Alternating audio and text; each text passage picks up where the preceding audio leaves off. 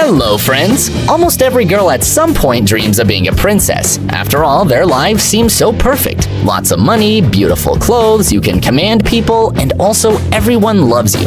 However, with time, girls find out that it's not so easy to fulfill their cherished dream. You can become a princess by being born in a royal family or successfully marrying, and both ways are quite difficult. Today, we will talk about women who are not just lucky, they are doubly lucky. They were not only princesses, but also considered incredibly beautiful in their time. These are the 5 most beautiful princesses of the past. Let's get it on!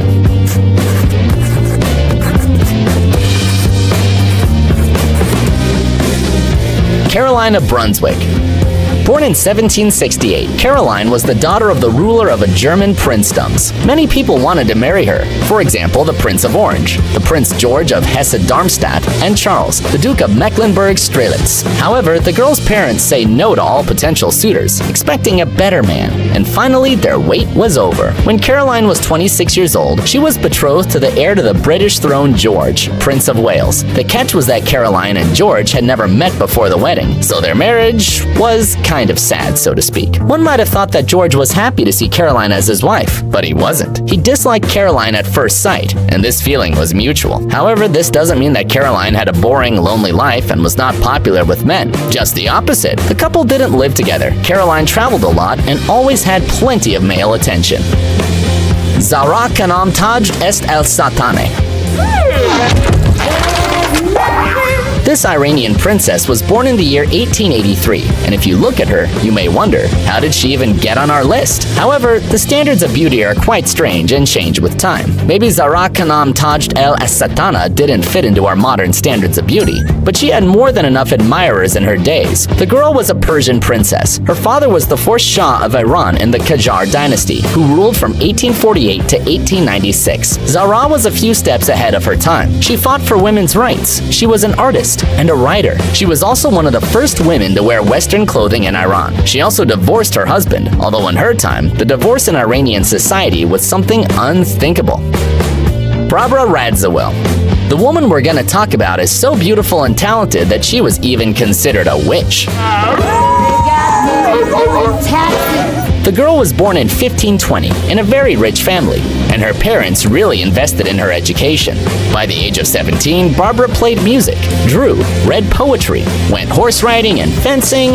Well, we can keep listing things, but we won't. Of course, there was a queue of potential suitors behind this beautiful girl, but Barbara's parents did not give anyone a chance. She married early, and there was no love in the marriage of convenience. Therefore, when in 1542 the husband died, Barbara wasn't upset at all. As a very young girl, she used to buy chic outfits, attend celebrations, arrange masquerade balls, and was always surrounded by people, especially men. The fact is that she was strikingly different from all the others. The high society at that time wasn't particularly clean. Sweat, dirt, rotten teeth, all this was hidden under clothes and scented perfume, and it was okay for everyone. Barbara was neat. She took fragrant baths every day, took care of herself, and also knew how to dress up and do flawless makeup. It's not surprising that Sigismund Augustus, the Grand Duke of Lithuania, fell in love with her at first sight and even made her his wife against all difficulties.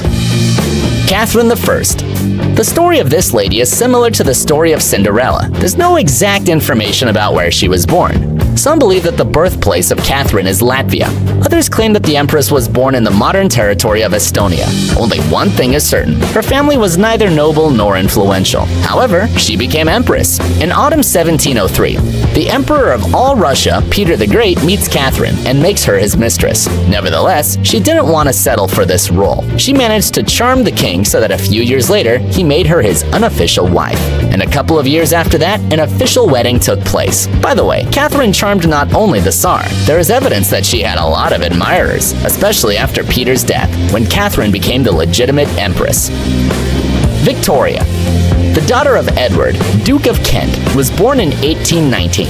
Only 18 years later, she was crowned, and Victoria became Queen of Great Britain and Ireland. The woman was on the throne for 63 years, 7 months and 2 days, becoming one of the longest-serving monarchs in European history. Victoria was intelligent, prudent, and did a lot for her people. During her reign, there was a period of industrial, cultural, political, scientific, and military development. And of course, Victoria's influence, strong will, character, and beauty made men literally crazy about her. Victoria spent 21 years married. After her husband's death, she fell in love several times more. That's all for today. See you soon.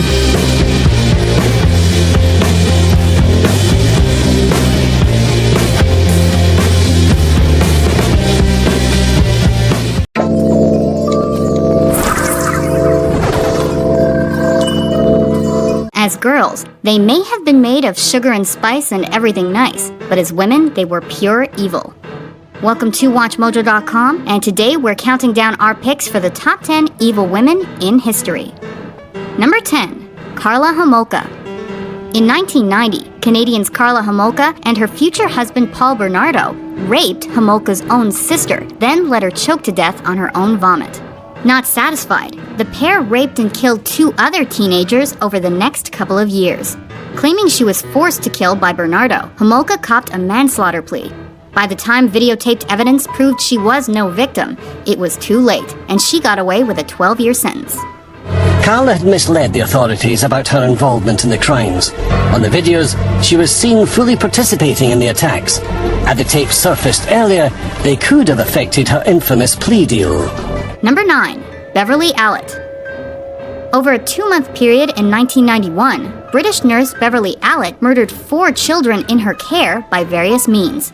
She also tried to murder 3 more and seriously injured 6 others. Labeled the Angel of Death, Allett was found guilty and sentenced to 13 terms of life imprisonment. Hopefully they don't let her help out at the prison infirmary. Number 8. Leonarda Cianciulli. The love of a mother is a great thing, except when taken to extremes. Case in point, Leonardo Cianciulli. In Italy in the late 1930s, Cianciulli's son was drafted. Believing only human sacrifices could keep her sonny boy safe, she brutally killed 3 of her neighbors. She then boiled them and turned them into tea cakes and soap, spawning her nickname, the Soap Maker of Correggio. Number 7. Myra Hindley. Derided by the press as the most evil woman in Britain, Myra Hindley and her partner Ian Cross carried out the Moors murders in the early 1960s.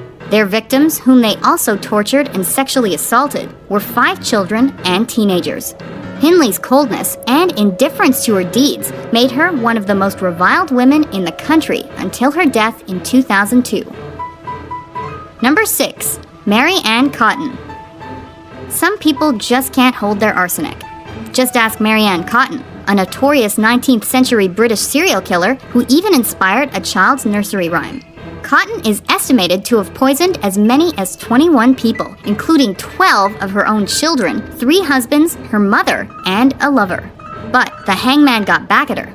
Legend has it he intentionally used the wrong length of rope, so her death would be longer and more painful. Number 5. Lizzie Borden. Lizzie Borden of Massachusetts also inspired a macabre nursery rhyme, but hers is inaccurate. Lizzie Borden took an axe and gave her mother 40 whacks, and when she saw what she had done, she gave her father 41. Mrs. Borden only got 18 or 19 whacks, her father 10 or 11. Also, there's a lot of debate as to whether Lizzie really did this dirty deed at all. The jury at her 1892 trial acquitted her of the crime. To be honest, we can't be sure either way. Not because of the evidence, but because the nursery rhyme is so damn catchy. Number 4. Belle Gunness. Gunness is thought to have killed at least 25 people, but the real number might actually be closer to 40. She killed her own children, as well as a long string of gullible husbands and suitors. Called a female Bluebeard, Gunness may have been done in by her partner in crime, but that's never actually been confirmed. After all, how do you explain the fact that the supposed corpse of the murderess was several inches shorter than the 6-foot-tall Gunness? Number 3. Ilse Koch. It's tough to choose between Ilse Koch, the bitch of Buchenwald, and Irma Grisi, the beast of Belsen. Both were vile Nazis, but we give the edge to Koch. The wife of the commander of 2 notorious concentration camps, Koch tortured and defiled prisoners and enjoyed selecting those destined for the gas chambers. Supposedly, she also cut tattoos from dead prisoners to keep as souvenirs. Convicted of crimes against humanity after World War II, she later hung herself in prison. No tears were shed. Ilse was charged with personally selecting prisoners for murder. A gruesome selection of skins and shrunken heads was shown to the court. Number 2. Mary I of England. Kings and queens have been known to kill at the drop of a hat. Mary I of England, also known as Bloody Mary, was more systematic. Wanting to restore Catholicism to England, she simply burned a bunch of Protestants, 283 to be exact. Her most heartless murder may have been that of the Archbishop of Canterbury. He renounced Protestantism and rejoined the Catholic faith, but she went ahead and burned him anyway. Not bloody sporting. Before we unveil our number 1 pick, here are a few honorable, or in this case, dishonorable, mentions. I want to come clean and tell the world I killed those men first degree. Robbed and killed them to keep from any witnesses. The abattoir worker who turned her skills on her husband and served him up for the kids. She wasn't mad, she was just evil. Tinning was convicted back in 1987 of killing her 4-month-old daughter, Tammy Lynn, smothering her with a pillow. Tinning had 9 children, all of them died in infancy or just beyond. His wife Rose was convicted of 10 counts of murder, including that of her own child Heather. Number 1. Elizabeth Bathory. And the most evil woman in all of history? Elizabeth Bathory. A Hungarian countess of the 16th and 17th centuries, she enjoyed luring young women to her castle to torture, mutilate, and kill them, just for kicks. The estimated number of her victims goes as high as 650. Legend has it that Bathory bathed in the blood of her victims. It's probably not true, but we wouldn't put anything past the Blood Countess. Do you agree with our list? Who do you think are the most evil women in history? For more diabolical top 10s published every day, be sure to subscribe to WatchMojo.com.